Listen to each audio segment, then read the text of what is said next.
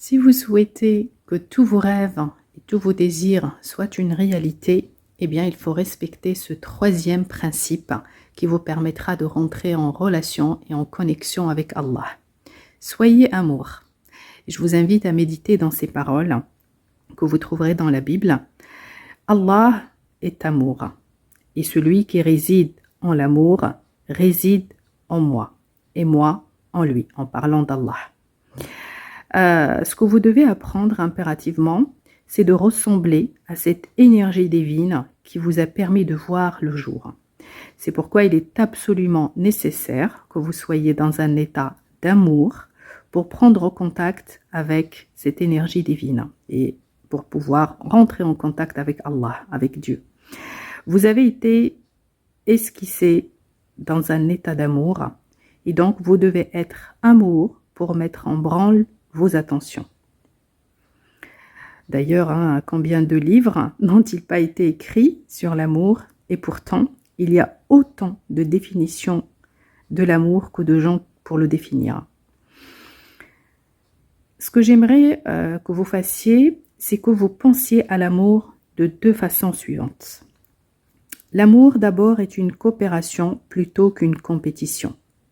Et j'aimerais que vous puissiez faire l'expérience de l'essence du plan spirituel. Et si même sur la terre, avec votre corps physique, si c'était possible, cela voudrait dire que votre vie même serait une manifestation de l'amour. Et si une telle chose devenait réalité pour vous, vous verriez toutes les créatures vivantes vivre en harmonie et coopèrent les unes avec les autres.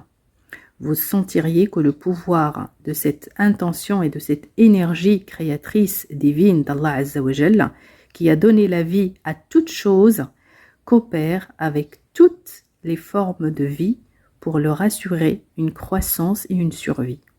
Vous remarquerez que nous partageons tous la même énergie vitale et que la même intelligence bat dans mon cœur et dans votre cœur et dans le cœur de tous les êtres humains. L'amour est la force qui se cache derrière la volonté de Dieu. Je ne parle pas ici de l'amour défini en termes d'affection et de sentiment. Ce genre d'amour ne cherche pas non plus à plaire pour obtenir des faveurs en retour. Donc imaginez un amour qui est le pouvoir de cette intention et cette énergie divine et qui est à l'origine de toute création dans cet univers. Cet amour est la vibration spirituelle qui fait passer les intentions divines d'expression informe à concrète. Il crée de nouvelles formes, il transforme la matière, vivifie toute chose et tient ensemble le cosmos par-delà le temps et l'espace. Il est en chacun de nous, c'est ce que Dieu est. Dieu est amour, alors soyez amour. Ce que je vous recommande, c'est de déverser votre amour dans votre environnement immédiat et de le faire sur une base horaire si c'est possible.